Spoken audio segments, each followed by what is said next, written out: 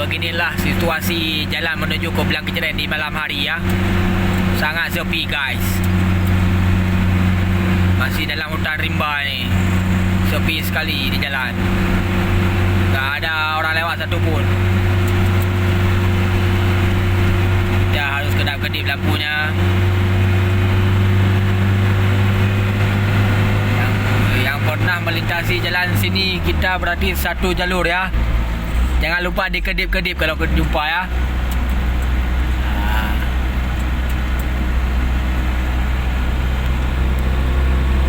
Perjalanan ini sungguh sangat menyedihkan. Sayang kau dan duduk samping, banyak cerita yang mestinya kau saksikan. Puing-puing derita.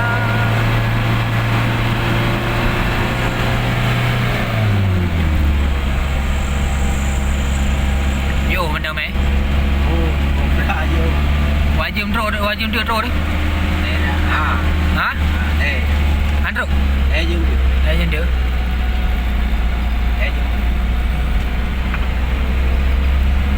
Ini yang dah bawa dari ni wajib.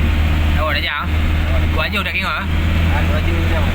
Ha? Wajib mana? Wajib ai dah. Jauh rasa ada. Barang kampung ya. Betul wajib dah.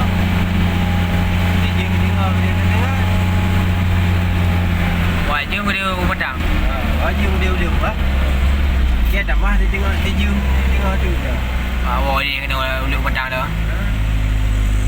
Ada dua ada umur tu mana nak lah. Dah bedanya. Ada kita tak kena. Bubur dah minta jauh dia. Tengok dia dah kin. Bubur dah minta jauh. Dari ni berat je benar. Dah jauh dah pedang dia dah ni.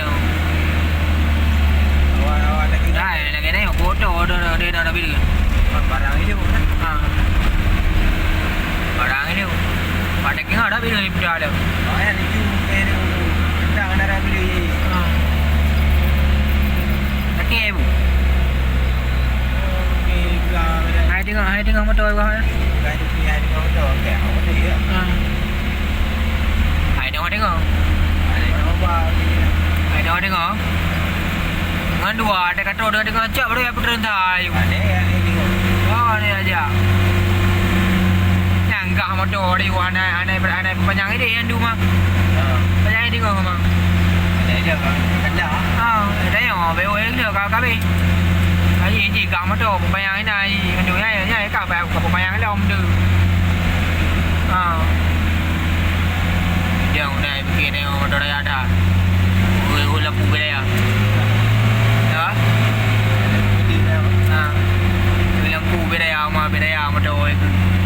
Pak bawi. Ya. Alah. Ini jalannya seperti buat jamu guys. Iya, Dia sendiri. habis belok sini, belok situ ya. Habis belok kiri belok kanan guys. Berputar-putar kita ya di sini ya. Ya seperti ular berpalit-palit guys. Ya, habis belok sini, belok lagi ya. Aduh. Susah punya kita. Main belok-belok lah kita ya. Belok lagi tu. Belok lagi. Seperti orang jamu dengan roda. Belok lagi kita. Ini belum habis ini belum habis. Belok habis, masih belok ya. Ya, jangan kau pergi sudah habis kan. Iya, pokoknya belok terus lah bang.